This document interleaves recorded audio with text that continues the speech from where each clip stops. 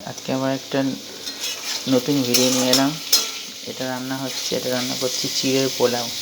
এর মধ্যে দিয়েছি কাজু, কিশমিশ, গাজর, বিনস, সয়াবিন আর ক্যাপসিকাম। এটা ভালো করে ভাজা হয়ে গেলে এর মধ্যে দেবো চিড়েটা দিয়ে অল্প জলের ছিটে দিয়ে দেবো, তাহলেই তৈরি হয়ে যাবে। এই যে চিড়ে দিচ্ছি, চিড়েটা আমি ধুচ্ছি না, যেহেতু এটা ভালো কোয়ালিটির চিড়ে, এটা ধুলে একদম নরম হয়ে যাবে।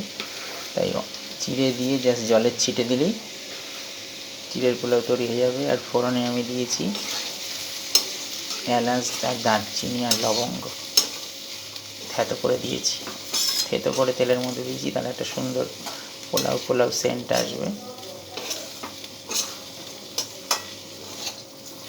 আর একটু চিড়ে দেবো, ব্যাস।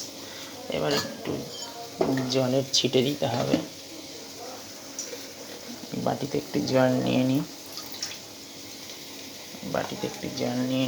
এই যে এইভাবে জলের ছিটে দিলেই।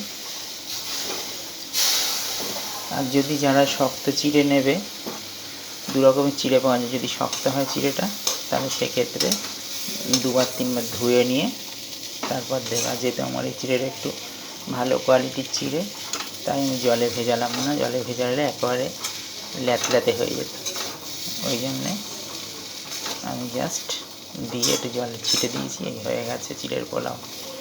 তো আজকের ভিডিওটা কেমন লাগলো জানাবে অবশ্যই কমেন্ট করে, আর সাবস্ক্রাইব করবে। আর নতুন হলে চ্যানেলটাকে সাবস্ক্রাইব করবে আর শেয়ার করবে। তো আজকের মতন ভিডিওটা এই পর্যন্ত, টাটা।